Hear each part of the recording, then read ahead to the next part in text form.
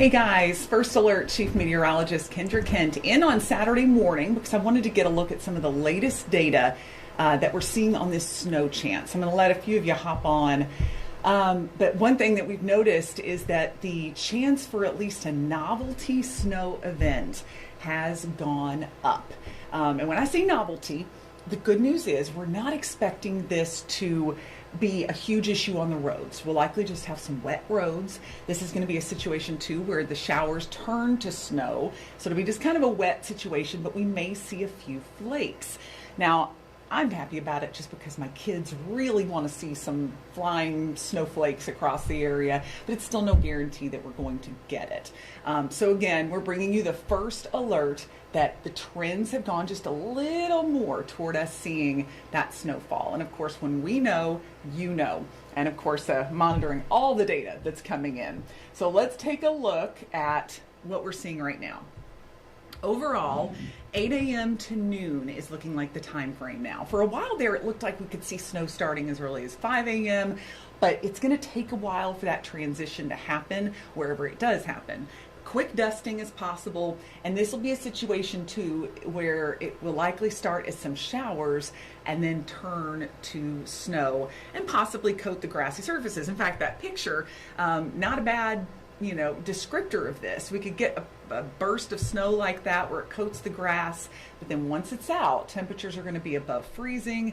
It'll melt. So we're not looking at any huge issues, but here's my updated snow map. We're looking at a dusting across the upstate from 85 south primarily, but I mean, it could happen as far north as Travelers Rest. It's really difficult, and I was talking to National Weather Service about this today. There could be a band of snow, something we call a deformation zone that develops anywhere within this area. And when I talk about that, it would be a little sliver of a band, kind of like that. And that's where the burst could be even heavier. I mean, we could see more than a dusting in that one small location. That's why we still have our boom or bust forecast, because there is that 10% chance that we could get around ½ inch to an inch of snow, but it would be confined to a small area. We've got about a 60% chance now of a dusting, mainly south of 85, and that wouldn't mean everybody, but a few spots could get a dusting. It is very possible, though, that we won't get anything. We're not dealing with a classic setup for us to get snow. There's just not the solid cold air in place, plus this system is just not configured. The area of low pressure is not configured the right way for us to get a big one. But you can see overnight, this is our in-house graph model, which is trended a little more towards snow, and it's pretty well in line with some of the others. So that's why I want to take you hour by hour through it. Sunday, 1 a.m., you can see that we've got some light shower activity. It's not cold enough for snow yet. This is when temperatures will be in the low 40s, upper 30s. Then as the night wears on, we cool down, and also precipitation cools the atmosphere. So as that does happen, we'll see these areas wherever we still have some rain start to turn to a little bit of snow. And it may just be snow mixed with rain at this point. And then as we go forward in time between 8 and 10, that's when we start to see more in the way of full-blown snow. Now, this particular model does not take it all the way up to I-85, but some do. So that's why this is truly going to be a watch and see forecast, because we're talking about, when it comes to computer modeling anyway, a very short distance. We're talking just about 30 miles there, and that's hard for sometimes the computer models to resolve, even these high-resolution ones.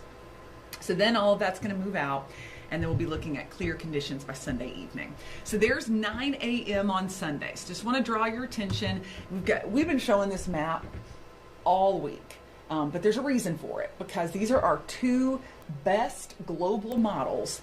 They go out pretty far. They're not our high resolution ones, but it's funny. They're kind of back to their old antics from a couple of days ago, where the European model shows a little less, the GFS shows a little more for our area. But still, I emphasize to you that right here, this white color you're seeing, and this spot right here in the Euro, and right here, that is very light snow. I mean, that's not the kind that's going to accumulate. But you see down here, ooh, oh goodness, sorry. My Illustrator tool went a little wonky on me. How about this? Yeah, there we go. You can see here, we have a darker color, which would be a darker or a heavier snowfall. Still not heavy snow per se, but it would be enough to accumulate on those grassy surfaces. And we're really going to be right on the line when it comes to will we be cold enough. There's same thing with the European model. This pink color really not indicating any ice necessarily. That's more just a transition zone where we'll have some snow and rain mix. All right, so those are the two models there. I want to show you the GFS was the most aggressive of the two. If you remember, there was the American GFS model. This is the snowfall projection on the GFS, and it never gets above an inch. So this is a very minor novelty event when it comes to impact. That's the part about this that I like, is that there isn't 100% certainty, but even worst case scenario, this isn't something that's going to keep you snowed in on Sunday. This is not going to be a dangerous situation from what I've seen. I think that just with the latest data, it could be just kind of a fun event for the kids. So let's look one more thing. This one's a little boring looking, but I'm gonna circle what you need to look at here. So there we go. So notice these lines, how they go up slightly. Now this is the time frame of 8 a.m. Sunday to 5 p.m. on Sunday. Each of these models, yesterday, almost every single color indicates a model, and every single one of them just about was saying 0, meaning 0 snow. But look, European model's picking up about 1/10 of an inch. We're getting a 1/2 inch from the GFS model. The NAM is the one that's just, I don't know, it's always a little nutty. It goes all in when it comes to snow. I don't think it's going to win this one. I've seen too many events that it's overblown. It tends to overblow snow. It tends to overblow severe weather. It's just our bullish, aggressive model. But you can see it is putting out over 2 inches. But that's the worst case scenario when it comes to getting the amounts of snow. I say worst case, maybe it's the best case for you.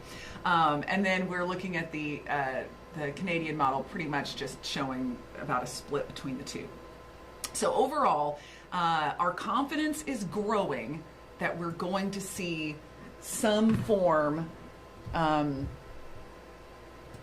we're going to get some form of snow in the upstate. But I wouldn't get the kids too excited just yet. I think this is a real borderline situation. I don't love forecasting snow events that begin as rain, because getting rain to turn to snow can be a very difficult prospect, especially in the upstate. But I do think we're going to have just enough cold air where we should at least have a couple of hours of window where we get some good bursts of snow. And the farther south you live, the better your chance of getting a heavier snow, but you're going to be closer to the warm air. So there may be a sweet spot. Areas, if you're watching from Greenwood, Abbeville, Newberry even, these are spots that will be right on the edge where the warm air will be just close enough, but there's going to be lots of moisture. So if you can get enough cold air in place, that's where we'll have the best chance likely of seeing a quick inch of snow. But for Greenville, Spartanburg, we'll have a little more cold air, but we're going to be on the edge of the moisture. So no place are we seeing the perfect setup for snow.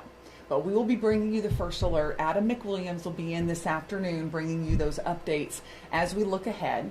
And of course, we'll bring you updates through Sunday morning too. So we'll get brand new data in the next few hours. So when we know, you know, as we talk about, we'll bring you that first alert as we move forward. But again, thanks for joining us. And be sure to download our Fox Carolina First Alert Weather app if you haven't done that yet, because we'll be sending short video updates. This is a more in-depth look. But if you're looking to be able to open up your phone and just get a quick 1-minute update on what's happening, that's the best way to do it. All right, I'll see you guys later, and have a great Saturday. Beautiful weather ahead after we get some more of these clouds out. We had some showers this morning, obviously, but will be actually a pretty nice day. Highs getting up to around 50, so enjoy it, and then we'll be on snow watch on Sunday.